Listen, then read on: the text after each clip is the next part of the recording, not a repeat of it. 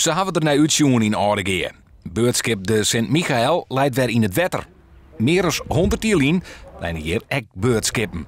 Daarmee waar het geword van het ene naar het andere plak bracht. Dat beeld van Doe is nou dus weer waarom. En daar is de stichting die het initiatief nam voor de renovatie dan ik tegenwies mij.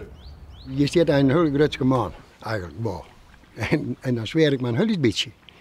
Want ik heb nooit gedacht dat dit schip op hetzelfde plak lijkt. Dat lijkt op hetzelfde plak als het oude beurtschipje van vroeger, van de gebroeders Welling. Dat hier voor de wal leidt en dat hier nog wel leidt.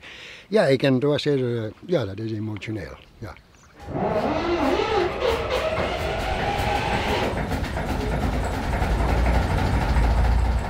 En zo klinkt de Sint-Michael dan.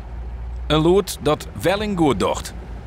Dan gaat de adrenaline bij mij aan mij graden omheen. Want het is een 3-cilinder lister en dat is een lood dat jet bij dit schip. En dat is prachtig om te jetten. Nou, dit is vanzelf prachtig voor u. Hè? Eerst denkst van dat oud schip, het wordt iedere keer minder en minder. En dan gelukkig is het weer opknapt. Nou, dat is fantastisch. Maar die oortinkers die we erin hadden, die kunnen die in ons aannemen. Dus dat bloedt. Het schip zal in de toekomst tjenst dwaan bij de jaarlijkse Sinterklaasintocht en de sterrenwacht Burgum zal ook een broekmeidje van het schip.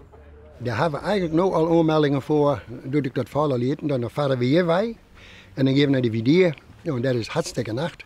En dan komt de hele sterrenhemel op Jota. En dan hebben we nog wat samenwerking met de sterrenwacht van Burgum. Daar zijn mensen die vinden dit een geweldig idee. En dan zeggen we, dat willen we wel meedoen, dit ligt het dus wel. Dus dat staat dus ik te gebeuren.